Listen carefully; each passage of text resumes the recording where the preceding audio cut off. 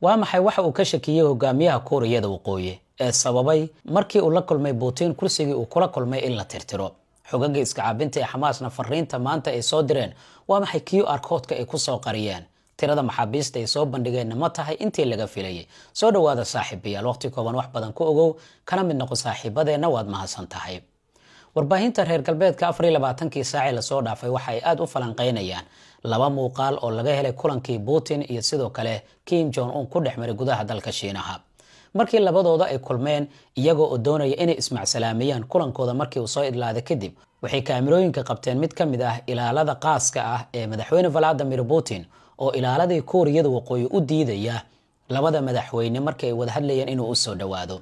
taa badalkeeda waxay warbaahinta dhinaca kale ay soo bandhigeen mid ka mid ah ilaalada gaarka ah ee hogaamiyaha Kuuriyada Waqooyi Kim Jong Un oo tirtiraya kursigii uu ku fariistay Kim Jong Un markii ay kulmeen Putin iyo isaga waxa su'aalo badan la iska weydiiyay Kim Jong Un ma wuxuu aamin waayay saaxiibadiisa Shiinaha iyo mar'ay Ruushka mise wax kale ayaa jira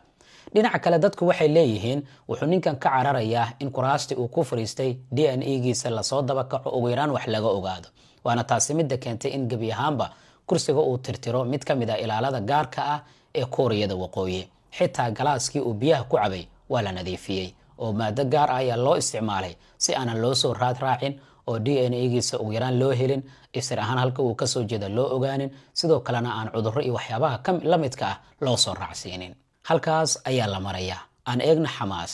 xogaga iska caabinta ee Xamaas waxay baahiyeen muuqaal sakana soconaya waxa ka soo muuqanaya wajiyada 45 maxaabiis ah oo ay sheegeen xogagu gacanta inay ku hayaan waxa muuqaalka lagu soo gabagabeeyay mid ka mid ah maxaabiista oo muujinaya niyajab madaxana gacanta saartay waxayna xogagu yiraahdeen iyagoo fariinta Cibraaniga iyo af Carabiga ku soo qoray waxa lagu sii deyn karayaa dhammaan maxaabiistani wada hadal waxay ku soo gabagabeeyeen markii ugu horeysay QR code oo quick response code waa mid ka kooban midabada madowga iyo cadaanka ah oo marka kaamirooyinka la duldhigo ugu yaraan aqrinaya xogta ku jirta taasi ma waxay ka dhigan tahay annaga ayaa hayna furaha maxaabiistan aad doonaysaan inaad sii daysaan maadaama Israa'iil ay doonayso howlgalka wajiga labaad inay ku soo daayaan maxaabiis aad u badan waa hagaag aan isku dayno QR code-kan wuxuu yahay inaan kaamirada dulgayno wow isfuray halkan ku qoran waxa ku qoran luqadda Cibraaniga oo kaadaan Ingiriis ka dhigno waa gartay waxaan u maleynayaa dadkan waa askartii ay xogaga iska caabinta ay ku dileen magaalada Gaza dagaalka intuu soconayo oo lagu daray maxaabiistii gacanta ay ku hayeen marka waxaad moodaa dagaalku inuu aad u adag yahay waa dagaal dhanka maskaxda iyo sirdoonka